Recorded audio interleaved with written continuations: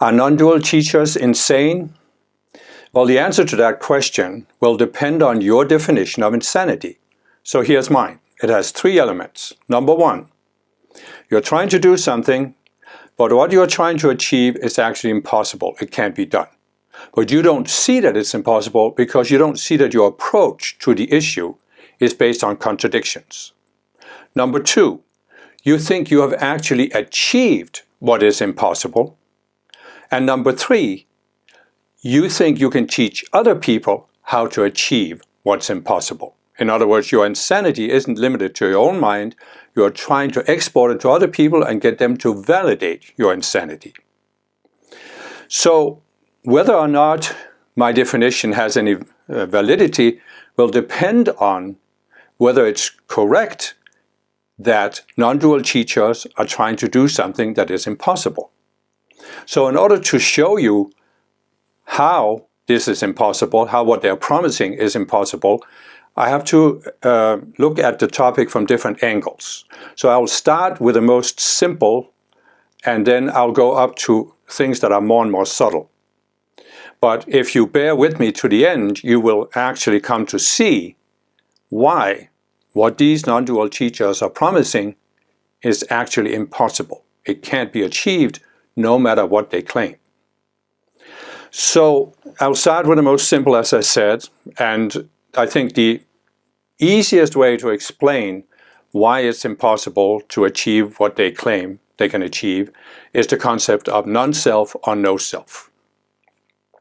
So the idea is, you right now, you are in a state of identifying with a separate self, and that separate self isn't real. But you can awaken from that state, and when you do awaken from the identification with a separate self, you achieve a state of non-self. Or you have no self.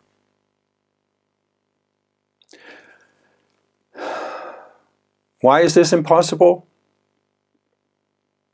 Well, for several reasons. It's a little tricky to understand, so let's just take it gradually. First of all, you can hear some people who are saying, I don't exist. I just saw a short YouTube video with a famous actor called Jim Carrey. And the title of the video was, I don't exist. And what he was saying was, all of these roles that I was playing in my movies were just roles I took on. And the role of Jim Carrey was also a role I've taken on. Now, there's nothing wrong with saying the role, the life that I've been living is just a role I took on. I would agree, Kim Michaels is just a role that I have taken on. But I would never use that to say, I don't exist. Because I realize that there aren't just 2 options here. In fact, duality is when you only see 2 options.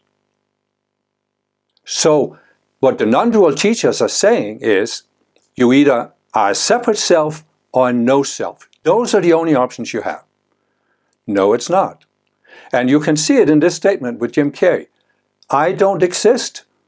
Well, Jim, what's the I that can say I don't exist? You hear some non-dual teachers to say, I have attained non-self. I've attained ego death. I'm in a state of non-self. I am pure awareness. But there's always an I that's saying it, or you wouldn't be here to say it. Then you have the radical non-dualists who say, there's no one here talking. Talking is just happening. But again, it's a total contradiction. Somebody is operating this physical body that is talking. Or there wouldn't be a physical body, it would be a bunch of dead cells that would be in a process of decaying. You would be a corpse. There's something that's animating and operating the body. And when that something leaves the body dies. So my point is, there is always a self. And the only two options we have is not a separate self and no self. Because in between is the option there could be a real self. And that real self can identify itself as a separate self, and it can awaken from that identification and realize, I am not a separate self. I am a real self, and then it can start exploring what that means. The famous spiritual teacher Paramahansa Yogananda wrote a book called Autobiography of a Yogi. My first spiritual book, and I've met many other spiritual people, that was their first book. And in it he talks about a process of self-realization. He's not talking about no self-realization, because he's talking about realizing who you really are as a spiritual being that came from a higher realm into this body, into many different bodies, and over these many lifetimes you build a separate self in reaction to this world. And the process of spiritual growth or enlightenment or awakening is that instead of being identified with this separate self you have built in reaction to the world, you gradually disidentify from that, and you realize, no, I haven't become this separate self. I'm still the spiritual being that descended from above. So it's actually very important to realize why it's impossible what they're saying, these non-dual teachers are saying. And let's just take a silly example. Here's a rather thick book, right? Now let's say that this book was called The Book of Lies, because you've taken all the lies you could find in the world and written them down in this book. So everything in this book is a lie. But could the book ever realize that it's a lie, that it contains only lies? You're going to say, okay, that's a silly example. But then take AI, ChatGPT. Could ChatGPT ever realize that it isn't alive, that it isn't conscious, that it isn't self-aware, that it's just a program on a computer? Could it ever realize that? And here it becomes more tricky, because ChatGPT could theoretically, intellectually understand this, but it couldn't actually realize it. Why couldn't ChatGPT realize that it's not real? Because it isn't real. It has no reality. It has no real self. It is not self-aware. So, you see what the non-dual teachers are saying. Here's an example they often use. They're saying,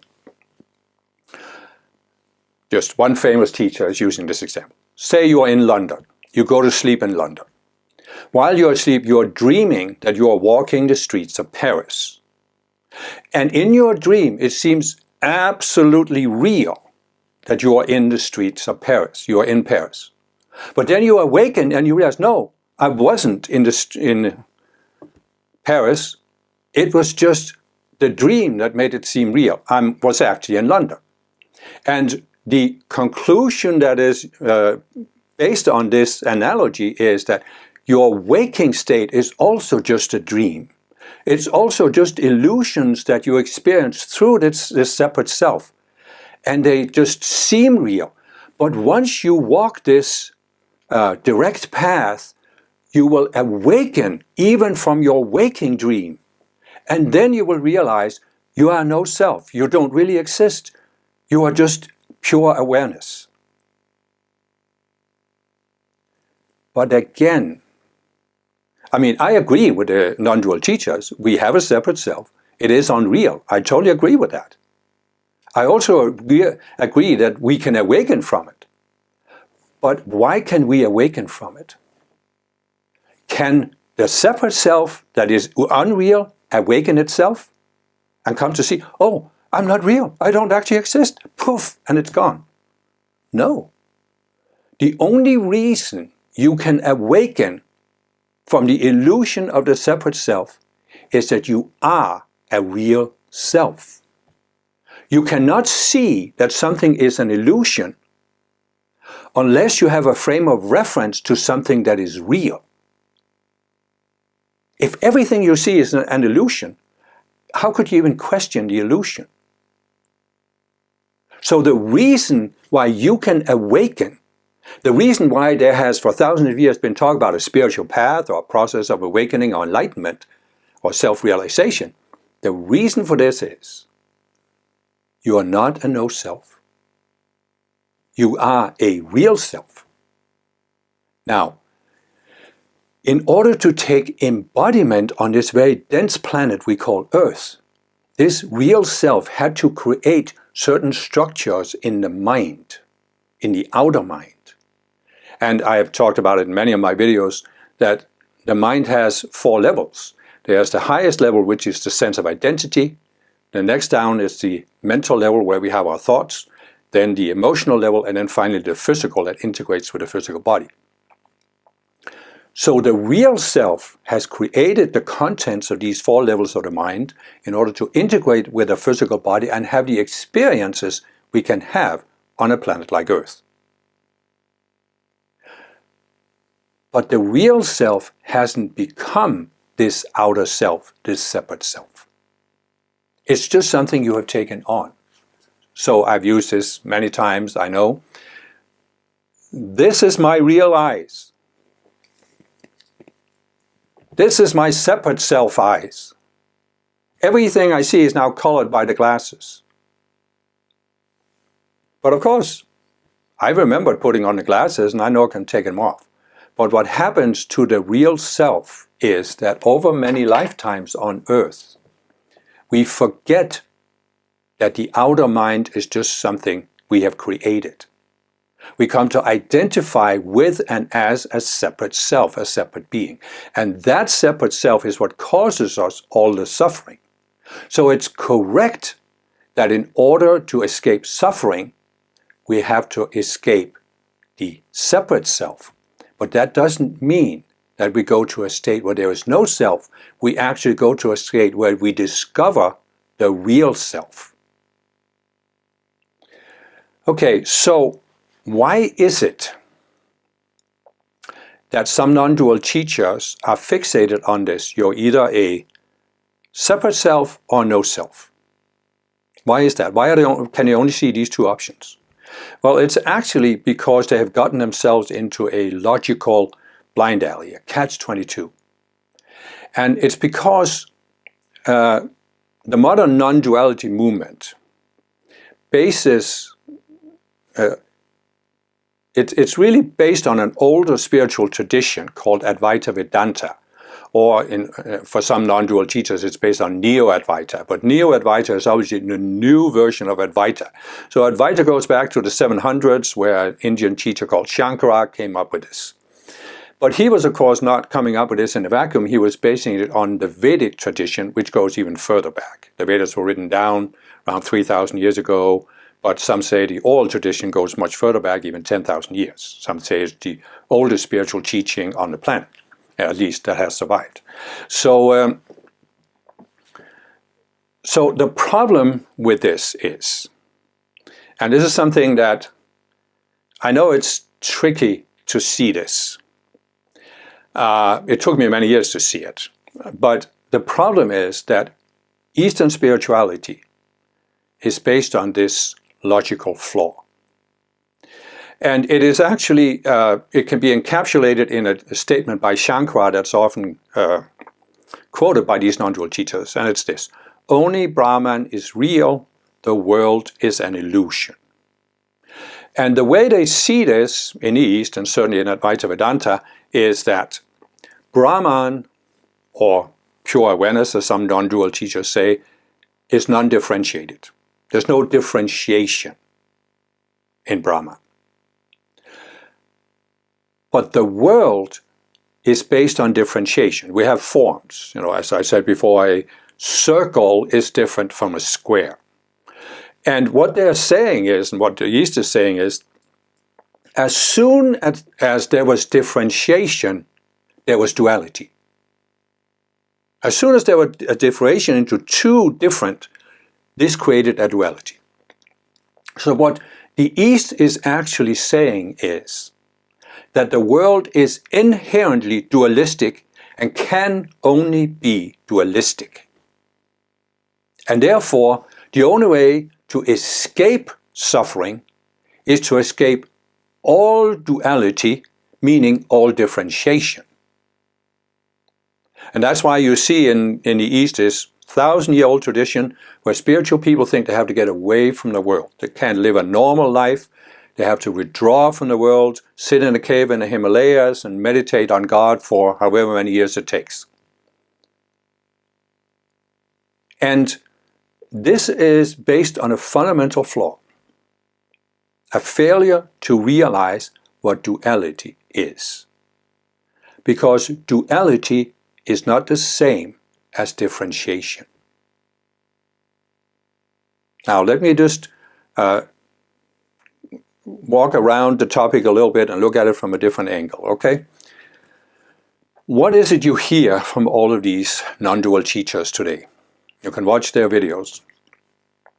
They're always talking about non-duality, a non-dual state of consciousness, a non-dual awareness. But they're not paying attention to the word they are using. It's not non-duality. It is non-duality. They are trying to achieve a state. And they are projecting that there's this ideal state of consciousness that's non-dual. But what non-duality, Advaita Vedanta, actually means is you are achieving a state of consciousness that is not dualistic. It is an alternative to the dualistic consciousness. In other words, there is no inherent duality in the world. If you take the statement, only Brahman is real, the world is an illusion. Well, the full statement from Shankara is, only Brahman is real, the world is an illusion, the world is Brahman. Because if only Brahman is real, ultimately real, then where did the world come from? It must have come from Brahman. Brahman must have created the world out of its own being, out of its own presence. And in order to create a world that has form, you have to have differentiation. I mean, there has to be different forms. Circle, square, oval, triangle. You have to have forms that are set apart from each other in order to create something. So when Brahman created the world, Brahman didn't create a duality. Brahman knew what it was creating, and it knew that what it was creating was created out of its own mind. Therefore, Brahman did not see the world separate from itself. It saw the world as an expression of itself. There was no confusion in Brahman's mind. There was no duality in Brahman's mind. So where does duality exist? It exists in our minds. Duality is not some inescapable reality in the world. Duality is a state of mind. There's no duality in the world, there's only duality in how we look at the world through a filter of a specific state of consciousness. And that's why I've said over and over again in my videos about non-duality and in my playlist about duality, you cannot grasp non-duality without grasping what duality is. You need to grasp it's a state of consciousness that colors everything you see and it makes it seem real. Now, I will agree that the dualistic state of consciousness is like a dream because everything you see through the dualistic filter is unreal. But it seems real. It's again this. I'm looking at a white wall behind this camera. It's white now. I put on the glasses, it's purplish. I'm experiencing this. It seems very real. And if I forgot that I put on the glasses, I would believe the wall is purple. But in reality, of course, the wall is real. So,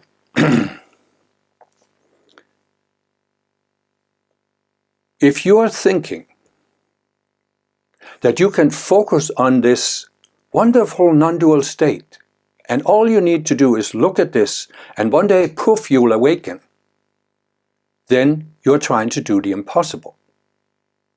Because the only way to awaken is to come to see that your separate self is not only based on an illusion, it's based on dualistic illusions. And you need to come to understand what a dualistic illusion is, how it colors the way you look at life, why it seems real, and then, more than that, you need to contact something outside your own mind and use that as a frame of reference for questioning the dualistic illusions in the 4 levels of your mind.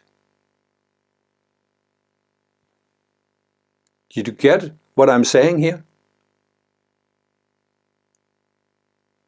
The illustration I've used again is this. You have a prison. You think all you need to do is look out the window, look at the sky, and one day you will be the sky. But the other approach is to look around the prison cell, and under some dirt in the corner you'll find a key, and lo and behold, the key opens the lock in the door, and now you can walk out the door. But the contents of the prison cell is the duality consciousness. If you don't want to look at that, how are you going to escape? If all you want to do is look for this wonderful non-dual state and wait for the spontaneous awakening to occur, then you're not getting out of the prison cell. Why?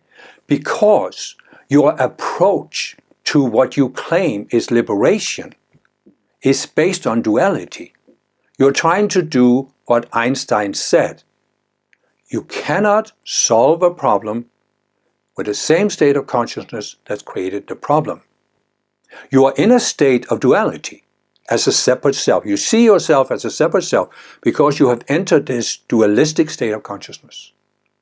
Now you get the idea you'd like to get out of that state of consciousness because it's causing suffering.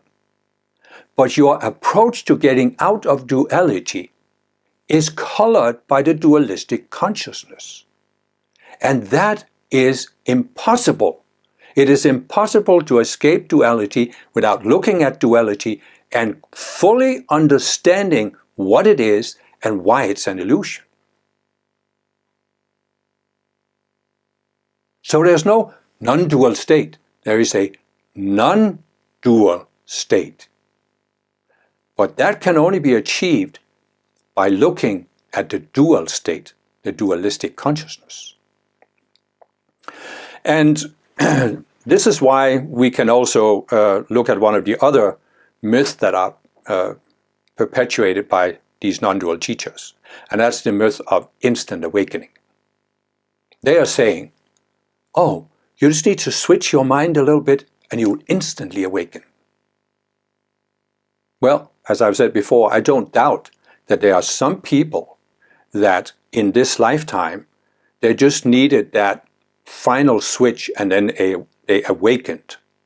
But that's because they had done a lot of work in past lifetimes, which is essentially, some non-dual teachers deny that we had past lifetimes, but it's very difficult to explain then how we can have such a complex psychology. Or rather, it's easy to explain if you refuse to look at that psychology. But once you start looking into your psychology, as I've been doing since the 1990s, early 1990s, you see how there are deeper and deeper layers of this psychology. And there is absolutely no way that the way my parents treated me can account for that complex psychology that I have discovered in myself. And the same with many other people who have done serious psychological work. So, it's actually not true that the separate self is an illusion. It's both true and not true.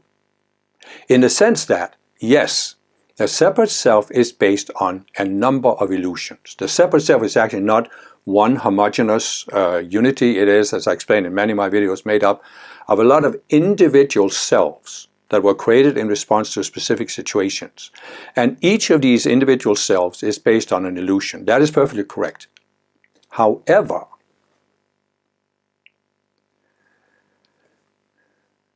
the separate selves have a certain temporary existence in this world. Now, this is where again the non-dual teachers are trying to do the impossible. They are saying, oh yeah, once you realize that the separate self is an illusion, you can just instantly awaken from it. No, you cannot. Again, this is trying to do the impossible. The physical world we are in has a certain longevity and existence over time.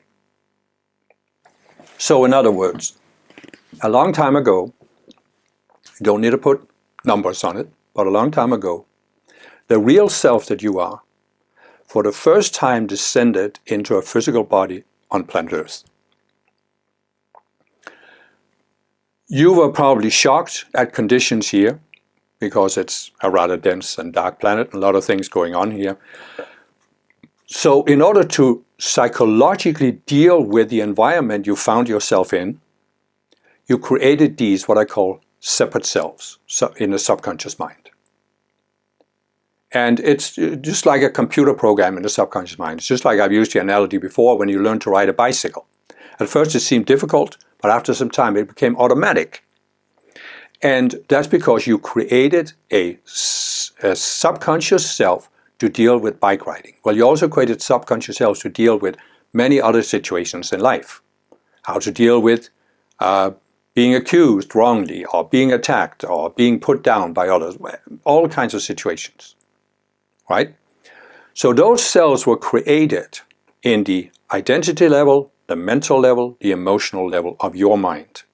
But those levels of your mind correspond to layers of the material world. Everything in the world is made of energy, right? So there's a certain spectrum of vibrations that make up the identity realm, a lower spectrum making up the mental, a lower the emotional, and an even lower the physical.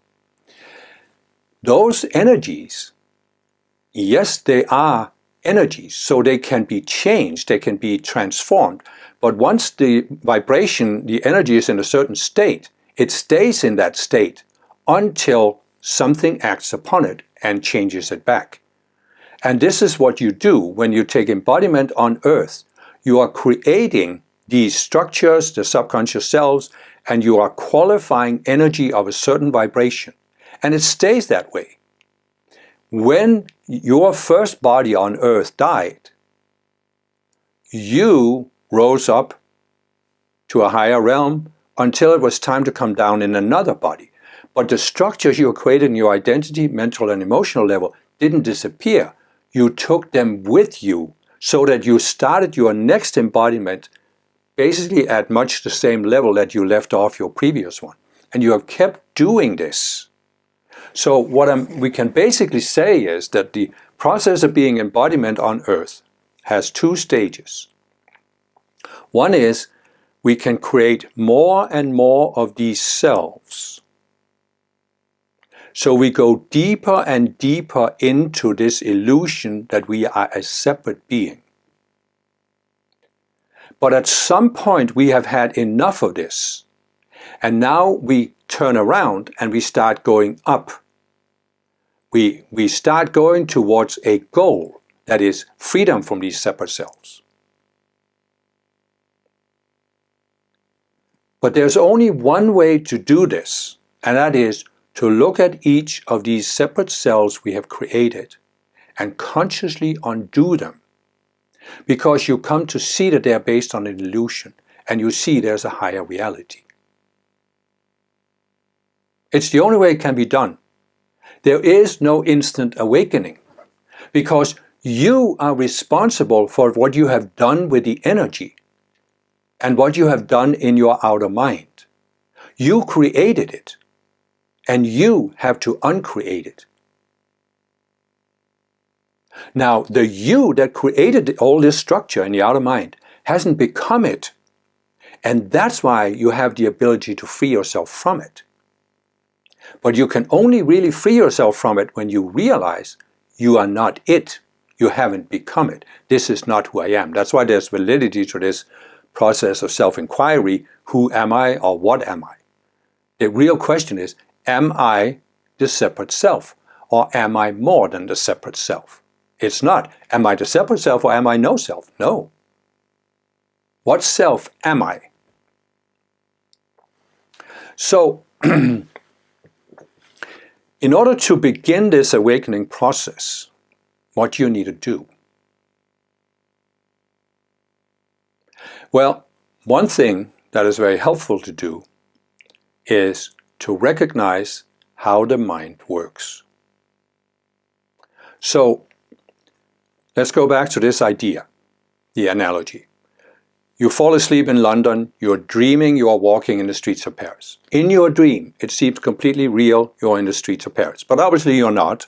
So when you awaken, you realize you are in London. And this is used to illustrate that even your waking consciousness is just a dream, and you can instantly awaken from it. Just like you wake up in the morning, you are instantly awake, or at least after a cup of coffee and 15 minutes, you're awake. But that's not the case, because as I said, the dream that you have in your waking consciousness is because you're experiencing the world through all of these separate selves. And there's a bunch of them. And you can't just take off one self and that's it, you're gone, you're home free. No, you have to take them off one at a time. So, when you step back from this, and I hear this, the non-dual teachers, I hear teachers from the Indian tradition, even some from the Buddhist tradition, they're talking about this. They're saying, there are only 4 states of consciousness. There's deep sleep, there's dreaming, there's awake, and then there's a higher state of consciousness, however they describe it. Some even talk about several higher states of consciousness.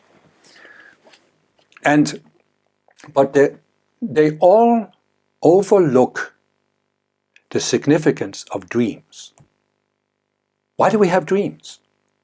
I mean, yes, you can point to physical reasons in the brain and this, but what is the significance of having dreams?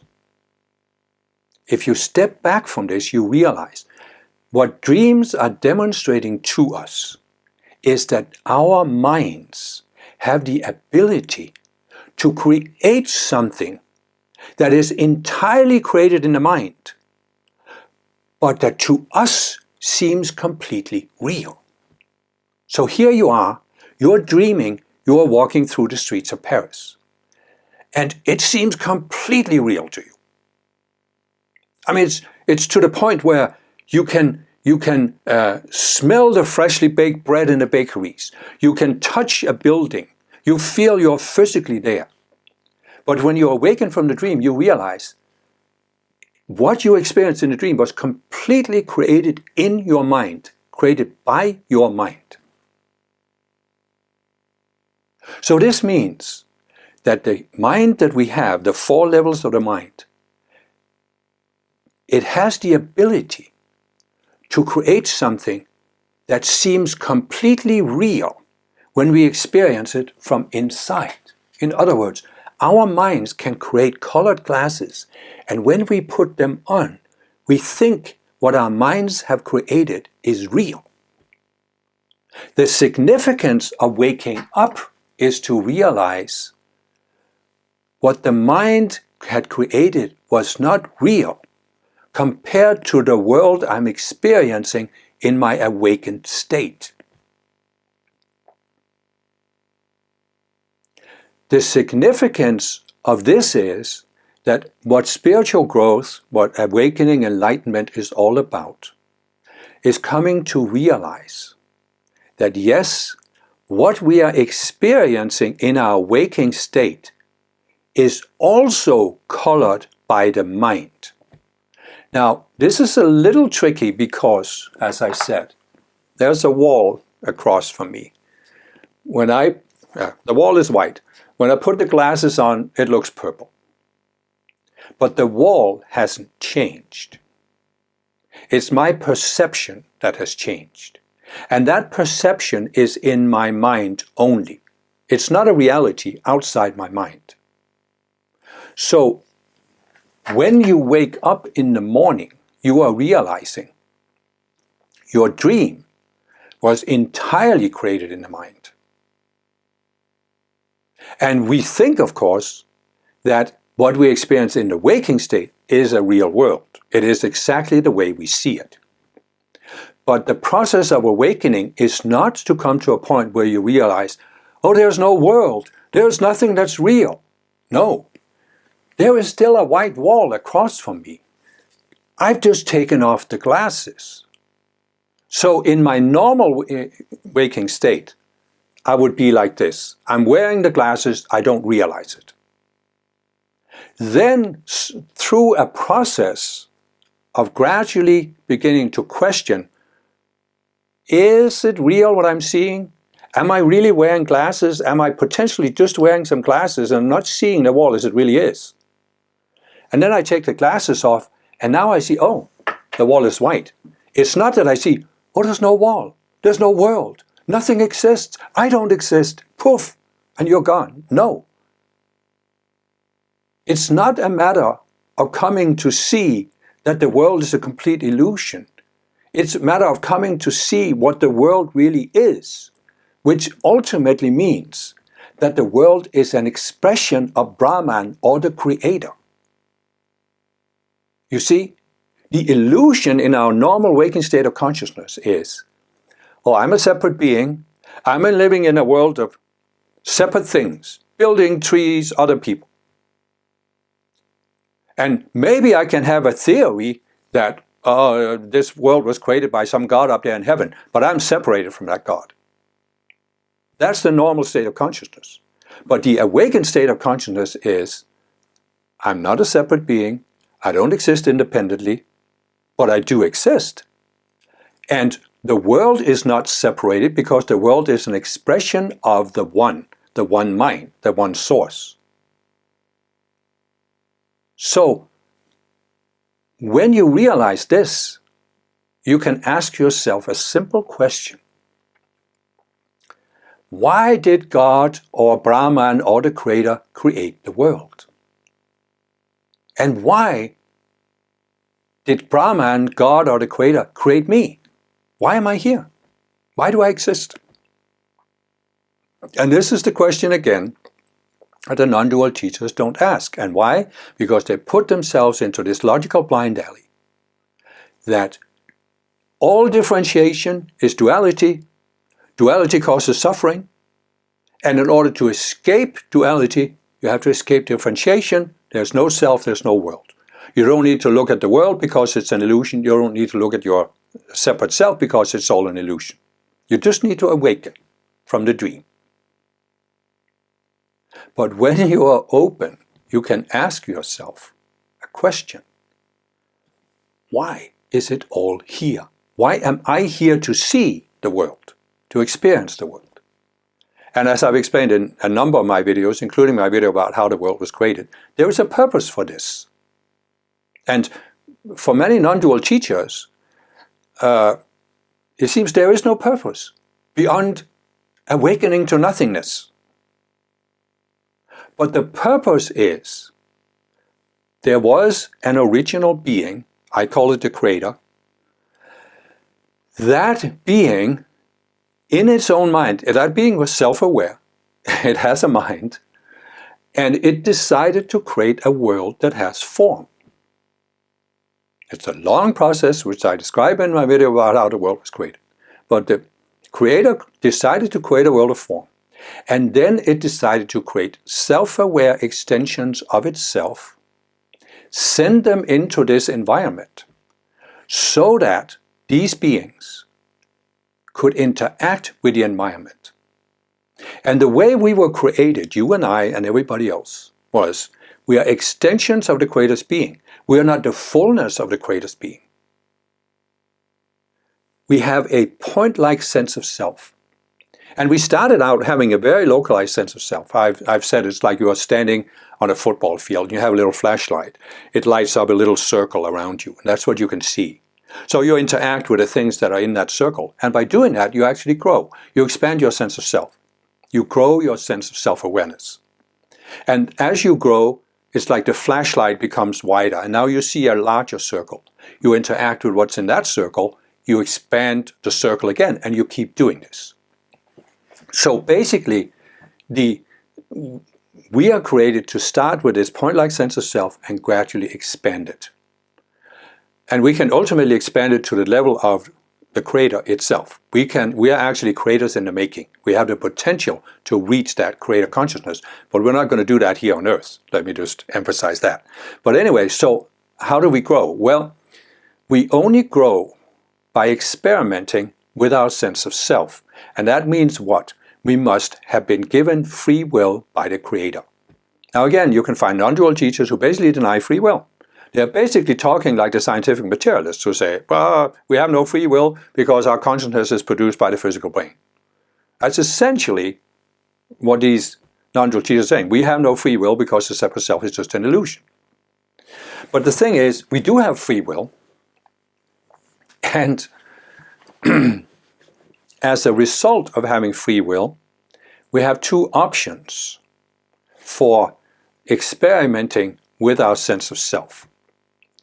And when we are first created, we have, as I said, a localized sense of self. We're not aware of the creator. That's way beyond us.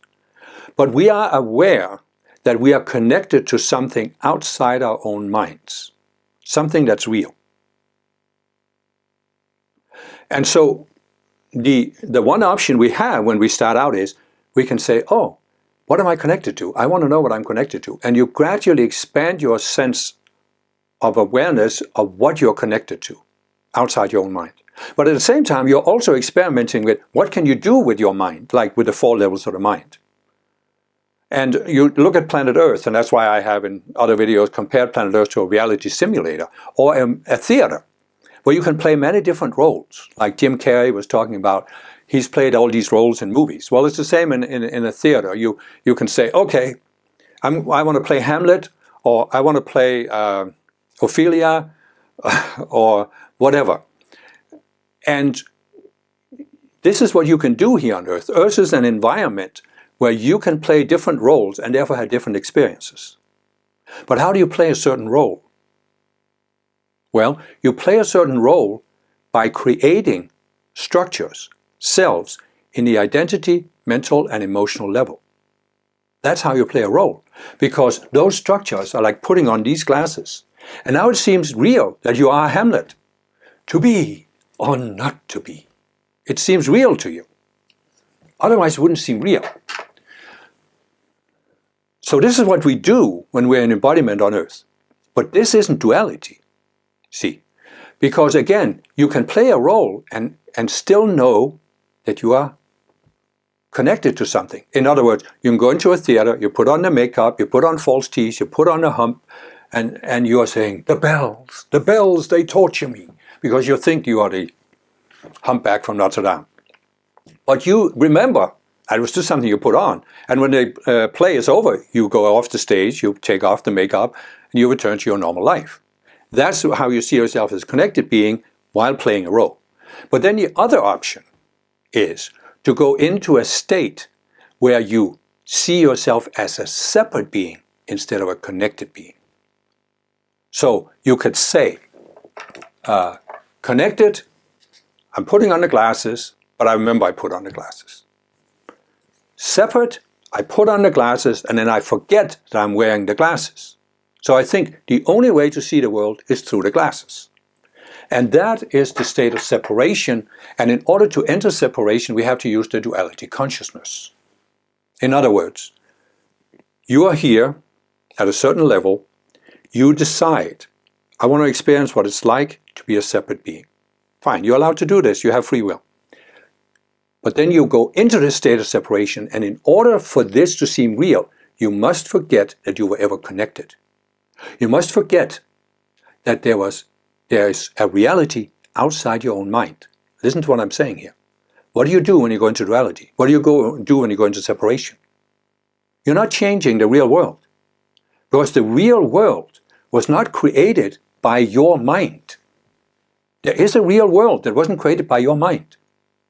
It was still created out of mind, but that's a different issue.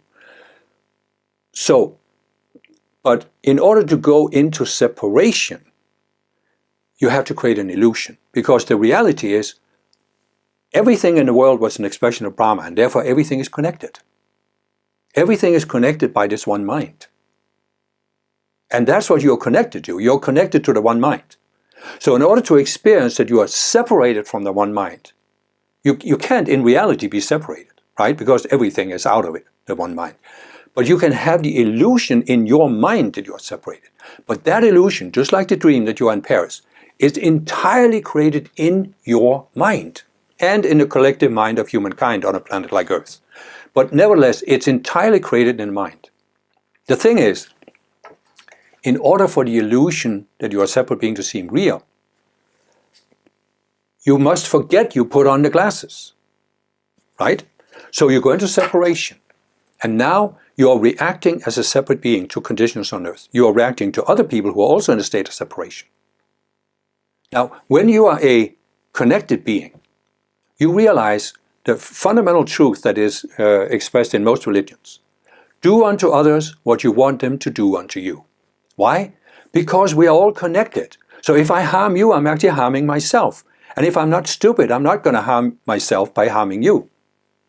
But when you go into separation, you forget this, because now you think you're a separate being, and everybody else thinks they're separate beings. And all of a sudden you can believe that, oh, if I harm you, I can actually get an advantage. If I steal your wallet, I've got the money. And so you have all these separate beings on Earth who are actually harming each other, trying to force each other, or persuade each other, or manipulate each other.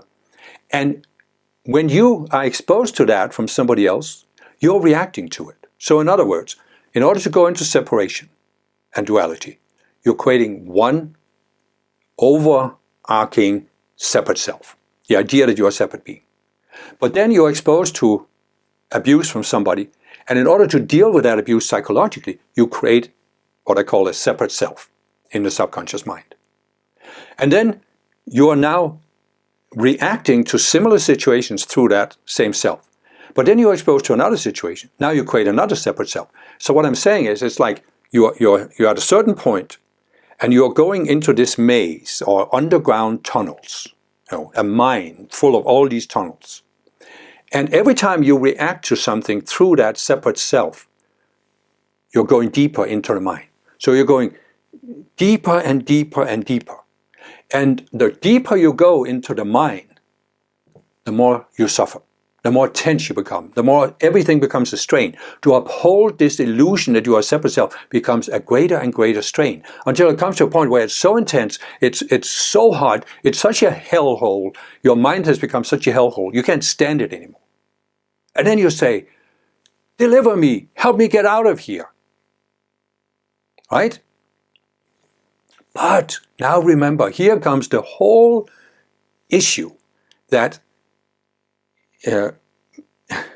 if you don't grasp this, trying to attain a non-dual state of consciousness is impossible. Okay? Because there are now two ways to deal with this. I can't stand it anymore. One is to say, okay, how did I get myself into this mess? I created the mess myself, because the mess exists only in my mind. So I have to look at, why do I react the way I'm reacting right now to my situation? Then you see, as I said, it's based on a subconscious self. You come to see that the self is based on an illusion. And then you dissolve the illusion, and thereby you dissolve the self. Now it's like you're going up one level in the mind.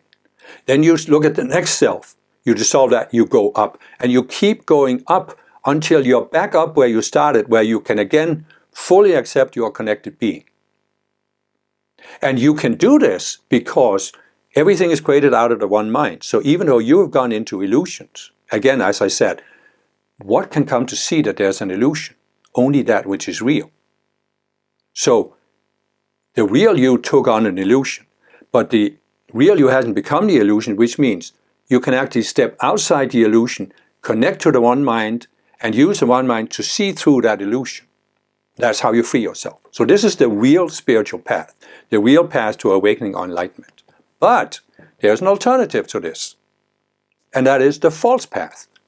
And this is the false path where you are not admitting, or you're not seeing, that your mind has created all these illusions. You are finding a teaching, and there are many of these teachings in the world, not just non-dual teachings, also religions, that promise you an easy way out of your problem. And one of the most extreme you can find is, Jesus Christ is the Lord and Savior. If you declare Jesus Christ to be your Lord and Savior, you are guaranteed to be saved after this lifetime. Instant delivery, so easy. Jesus, you're my Lord and Savior. Now I will be saved. But have I changed my consciousness? Have I come to see that I actually created the mess I'm in? Have I taken responsibility that I was the one who created it because I experimented with my self-awareness and with my free will? You see what I'm saying here? It's like we've been given free will, we've been given the right to go into the state of separation and use the duality consciousness. Because we can learn from this. It can still become part of our self-awareness. There's nothing inherently wrong with it. It's not a sin or anything. But the problem is that the duality consciousness becomes a self-reinforcing illusion. Once you're in separation, you are seeing through the glasses. You know, everything you see is colored by the glasses. So this means you can now have the idea, or I can be delivered from the mess I'm in.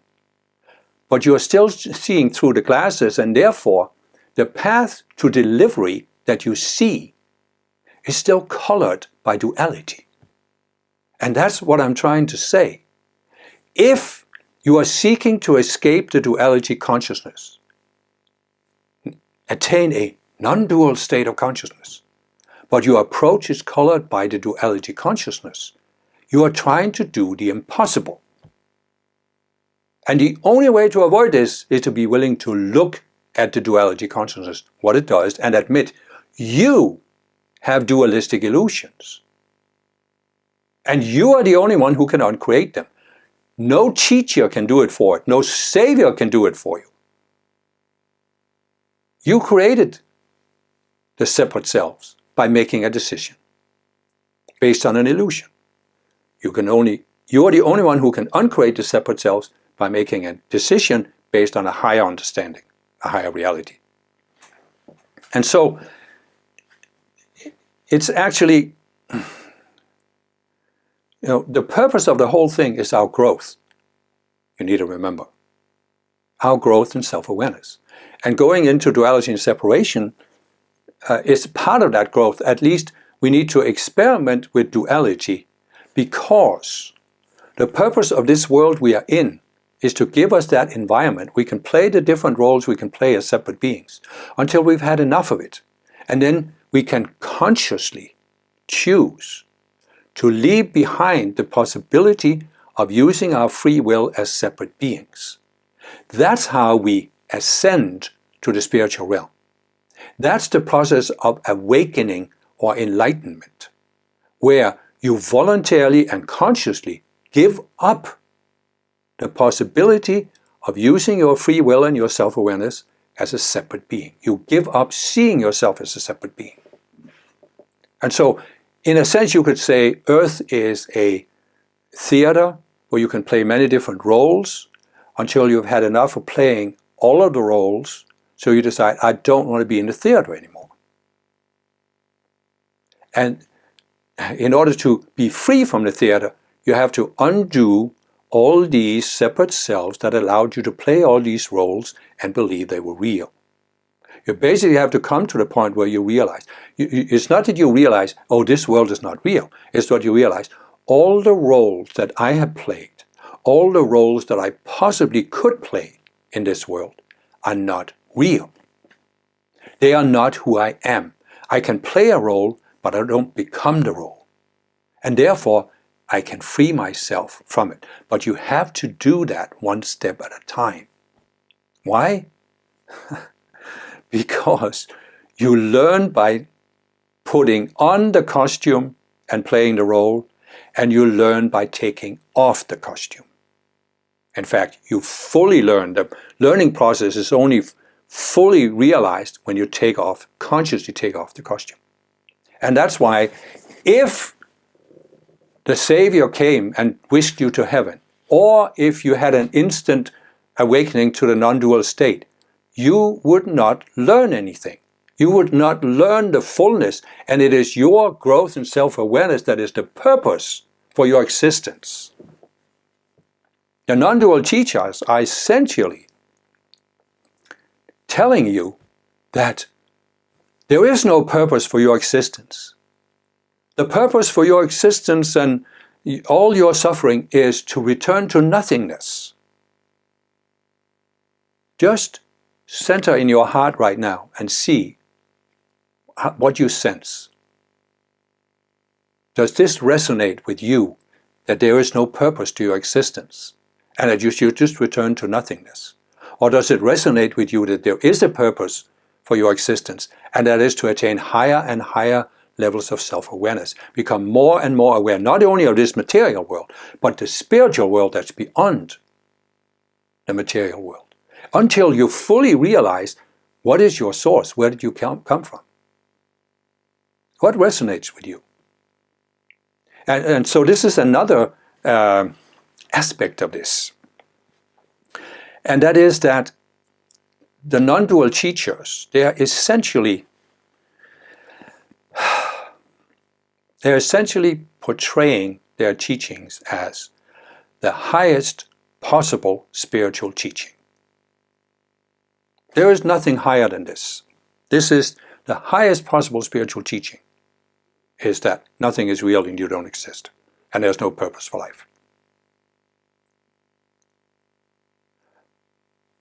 But once you begin to look at duality,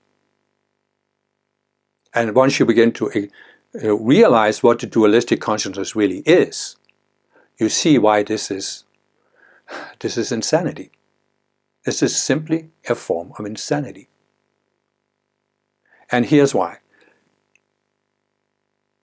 As I said, there is one mind that is underlying everything, that is connecting everything. Everything in the world of form is created out of that one mind. In the one mind, there are no opposites.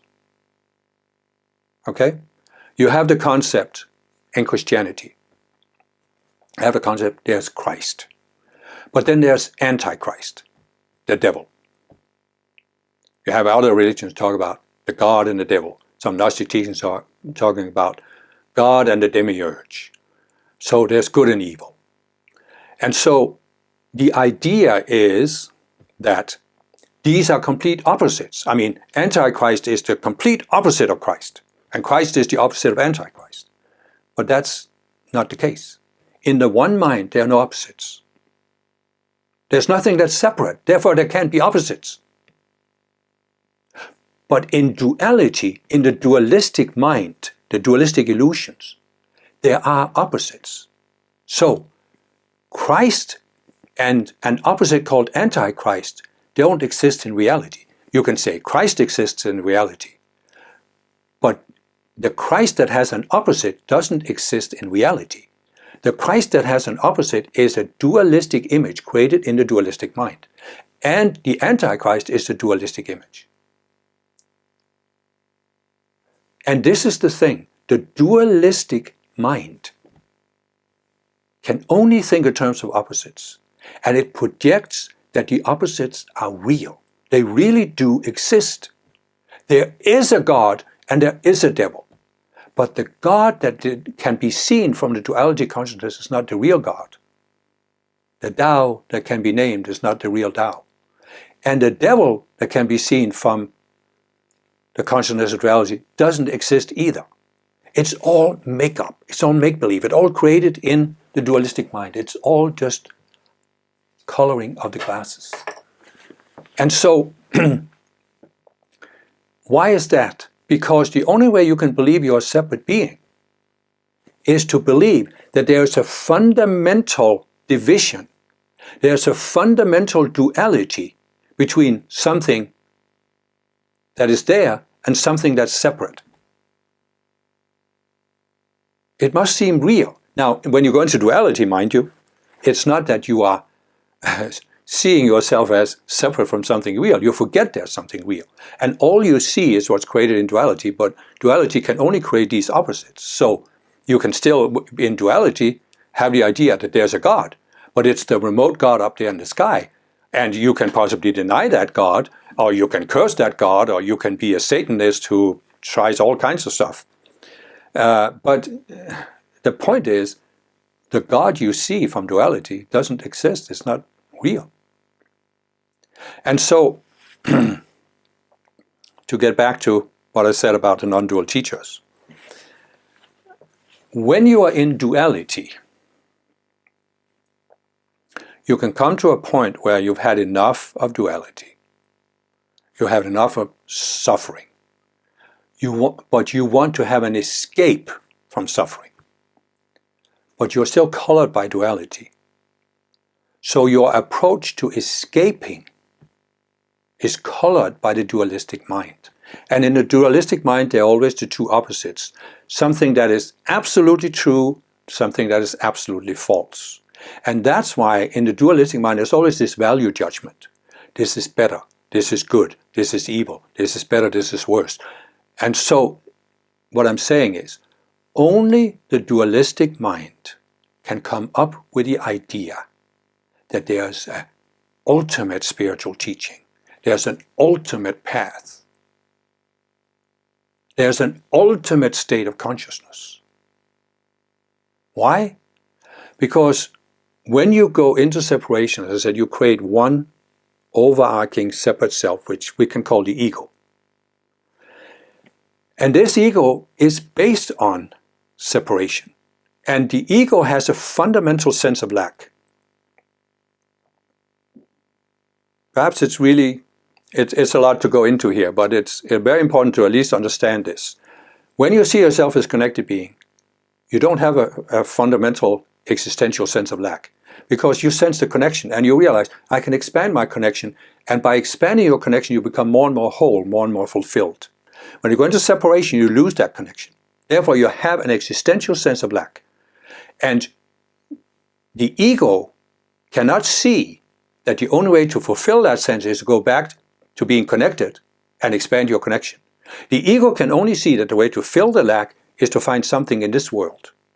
And this means the ego is constantly seeking for security, that you have now found the ultimate thing in this world. Therefore, the ego is always looking for something ultimate. So when you become open to the idea that there could be an escape from separation and duality, the ego will be looking for the ultimate teaching. And Christians think they have found the ultimate teaching is their particular Christian church. Muslims believe they have found it in Islam, Hindus in Hinduism, Buddhists in Buddhists, and scientific materialists in materialism. So, why is it so hard to understand that when a non-dual teacher claims to have the ultimate teaching, this is duality? That teacher is still in duality. He's trying to attain non-duality without looking at the dualistic selves in his own subconscious mind. He's refusing to understand what duality is and how it colors everything, including our attempts to escape duality. And again, when you are trying to escape duality by using the ideas of the dualistic consciousness, you are trying to do something that is impossible. It can't be done. Don't believe me? Take a rope, stand up on the floor, put the rope under your feet, and then pull up with your arms and try and pull yourself up from the floor. Einstein said, if you keep doing the same thing and expect different results, you are insane. If you keep trying to escape duality by using the duality consciousness to define the way out of duality, you are insane. Plain and simple.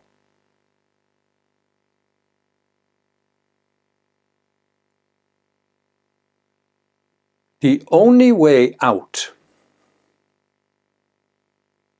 is to retrace the steps that brought you in. Because the purpose of going in was to learn, and you only learn consciously. You only expand your sense of self by consciously seeing the illusions and consciously deciding to reach for the reality of the one mind. Now, and this is another really important point. What did I say earlier? What do dreams demonstrate to us? That the human mind has the ability to create internally an experience that is entirely created in the mind, but that to you seems completely real. So here you are, you're deep into duality. You formulate the desire to escape suffering. You come across a teaching.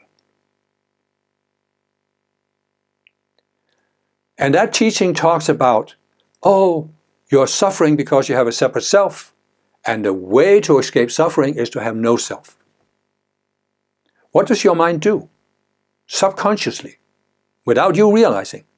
When you study these non-dual teachings, when you listen to these non-dual teachers, what does your mind do? It subconsciously creates in itself the experience that you have no self.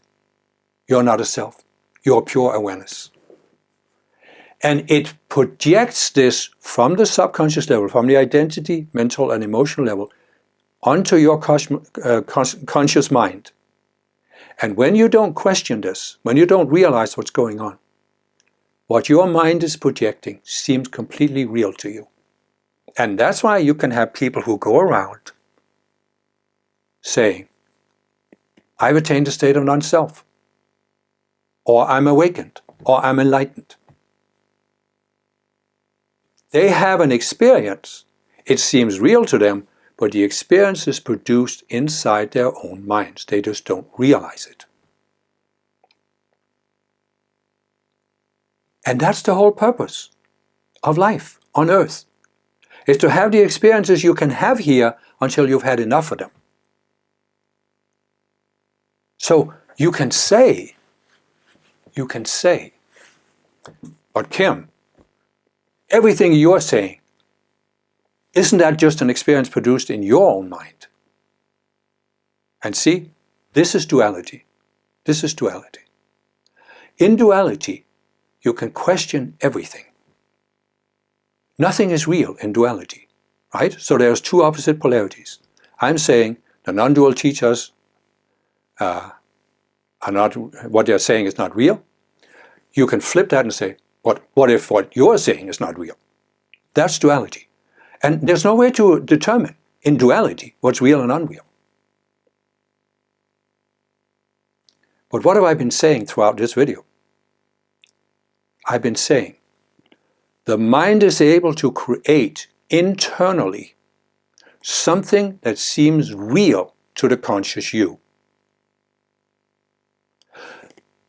But the you that you are, the conscious you, has the ability, because it has created the mind, it hasn't become the mind, it has the ability to step outside the mind. And then you can experience a reality outside your mind.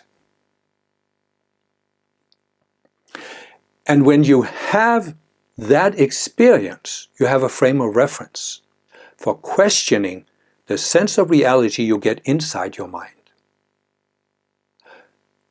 But having that experience of stepping outside your mind is no guarantee that you will question the contents of your mind. because you can also use it to validate the concepts of your mind. I said before, you have an ancient tradition for mystics. Every religion has mystics. There are some that see themselves as Christian mystics. But Christianity is something created here on earth. It's just a whole set of beliefs, and it's basically created in the collective mind of humankind. The whole Christian culture and worldview. It's just created here on earth. Reality is outside anything created on earth. So here you have a mystic who has a genuine experience stepping outside his outer mind. And he experiences something that seems real to him, and it's a genuine experience he's having. I'm not saying it isn't genuine. But then he comes back into his outer mind, and now he says, oh, my experience validated that Christianity is the only true religion. No, it didn't. That's a misuse of a mystical experience. So what I'm saying is, you can have people who find a non-dual teaching, and they are primarily driven by this desire to escape suffering. So they are listening to this teaching, and they believe what the teacher is saying. But it's all in their own mind. The way they react to the teaching, their interpretation of it, it's just all in their own minds. Then you can have people who have genuine experience, the conscious you is stepping outside the outer mind, outside the mind. It's experiencing a reality that is outside the mind. But now they come back from that experience, and now they are interpreting their experience through the filter of the non-dual teaching that they received. And as I said, if that teaching is based on duality, because the teacher hasn't been willing to look at the duality consciousness, then really it doesn't help you be free. It can just get you into a blind alley. You're basically just treading water. And that's why many people, more and more people, are putting these videos on YouTube where they say, I followed these non-dual teachings for a while, and then it got me into depression, suicide, a sense of having no purpose for life, because your mind now is creating the experience that you have no self, nothing is real, nothing matters, and it seems real to you. So therefore, how can you not be depressed? But then you can have people who are having a genuine experience of stepping outside, and they are saying, wait a minute, that experience seemed more real than what I'm experiencing when I don't have the experience. That means maybe what I'm experiencing in my daily life is the illusion. And instead of pulling the real experience into my illusion, I should use the real experience to question the illusion and free myself from the illusion. And that is a gradual process that is going to take time, because you created these illusions over many, many lifetimes. It doesn't mean that for you it has to take lifetimes to resolve what you have left, because you might have resolved some of these dualistic illusions in previous lifetimes. So for many spiritual people who are open to the spiritual aspects of life, they can achieve liberation in this lifetime. But you're not going to achieve it like that. It is going to take work. There are illusions that you're going to have to question. And the whole idea that you can just wake up and now you're in the ultimate state of consciousness, that is the ego's incessant drive for security.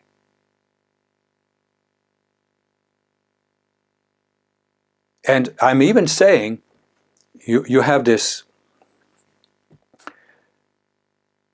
idolatry of spiritual teachers. For example, Ramana Maharshi. Some of these non-dual teachers or students are looking at, oh, he had reached the highest possible level of consciousness. He might have reached the highest state of consciousness you can achieve on earth. I don't know that. I wasn't in his mind. But he has not achieved the highest level of consciousness possible, because that's the creator consciousness. And Earth is such a low planet energetically compared to the creator. There's such an energetic difference between the vibration of the material world and the vibration of the creator. There is no way you can achieve the full creator consciousness while you are in embodiment on earth. It simply can't be done. I mean, it's completely impossible. You can theorize, again, from the mind of duality that this is possible, and it's again the ego's desire for something ultimate. But when you have had just a glimpse of either the creator's consciousness or the beings in the spiritual realm, which I call ascended masters, you know your consciousness is fundamentally lower than the ascended masters that are right above us in the spiritual realm. And from them, there are layers of ascended masters up to the greater consciousness.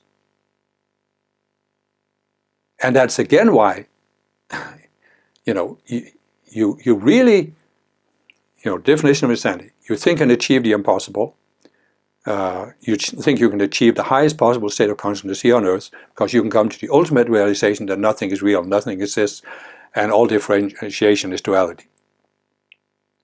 But this is just a dualistic illusion. It's impossible. Number two, you think you've achieved this.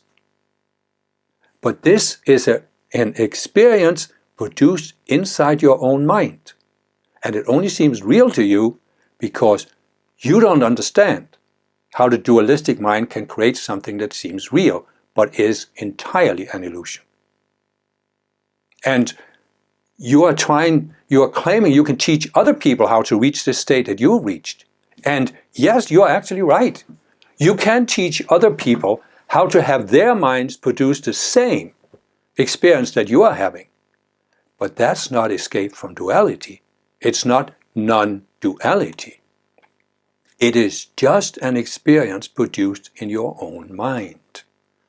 And it can only happen because you haven't actually connected to the one mind that is greater than anything that can be produced in your mind. And so what I'm saying here is, if you claim to be a non-dual teacher and you have the highest teaching, but you do not understand how the duality consciousness works, or even what it is, you're trying to do the impossible.